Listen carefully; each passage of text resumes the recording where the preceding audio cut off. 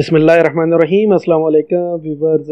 आज ministry of health ने announce किया है कि आज ओमान में 786 नए कोरोना केस रजिस्टर्ड हुए और अब तक ओमान में 50 लोगों की डेथ हो चुकी है। 2 लोगों की रिसेंटली डेथ हुई है। ओमान में आज जो केस रजिस्टर्ड हुए हैं 786, इनमें 298 लोग ओमानी हैं और 488 लोग खारजी हैं। आज खारजी लोगों की तादाद काफी ज्यादा है। अब ओमान में टोटल 12,223 लोग जो हैं वो कोविड-19 का शिकार हो गए और इनमें से 2682 लोग रिकवर हुए हैं और 50 लोगों की डेथ हुई है। रिसेंटली 2 लोगों की डेथ हुई है और कल एक दिन में मिनिस्टर ऑफ हेल्थ के मुताबिक 7 लोगों की डेथ हुई है। आप लोग बहुत एहतियात करें क्योंकि हुकूमत ओमान काफी नरमी कर रही है जो गाइडलाइन है, तो आप लोग खुद अपने एहतियात करें ताकि आप लोग इस बीमारी से महफूज रहें। दुकुम में काफी ज्यादा केस निकल रहे हैं, इसलिए दुकुम में ज्यादा सख्ती की जा रही है और जो प्रोजेक्ट चल रहे हैं उनमें काम करने के बाद